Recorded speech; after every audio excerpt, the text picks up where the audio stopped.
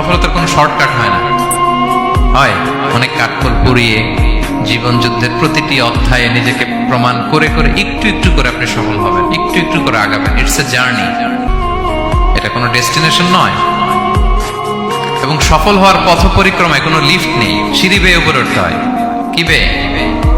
কিন্তু আমরা সফল হতে চাই কিভাবে? ডাইরেক্ট 100 তলায় আমি সফল, উপরে সবার উপরে আমি, এইভাবে চাই সফলতাটা। সবার উপরে উঠে যাব, গোল্ড মেডেল গলায় পরাই দিবে, আমরা সাকসেসফুল না। সফলতার রাস্তায় কোনো লিফট থাকে না। কি দিয়ে উঠতে হয়? সিঁড়ি বেয়ে ঘাম জড়িয়ে উঠতে হয়। দেখেন, শুধু আলোর মুখ দেখার জন্য মায়ের পেটে আমাদের কত সময় লাগছে বলেন তো? জাস্ট একটু লাইট, হ্যাঁ, 9 মাস 10 মাস সময় লাগছে শুধু একটু আলো দেখবো আমরা।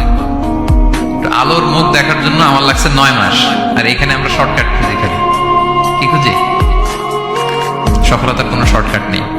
অল্প এফোর্টে যারা সফল হতে চায় এরা কোনোদিন সফল হয় না।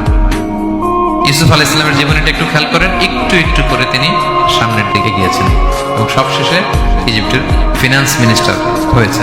এজন্য ধৈর্য ধারণ করতে হবে, নিজের সর্বোচ্চটুকু উজাড় করে দিয়ে আপনার রোলটা আপনি প্লে করবেন, এরপর আল্লাহ তাআলার উপর ভরসা রাখবেন। কিন্তু অনেক চেষ্টার পরেও যদি কাঙ্ক্ষিত সফলতা না পান, হতাশ হওয়ার কিছু নাই, কারণ বিশ্বাসীর সফলতা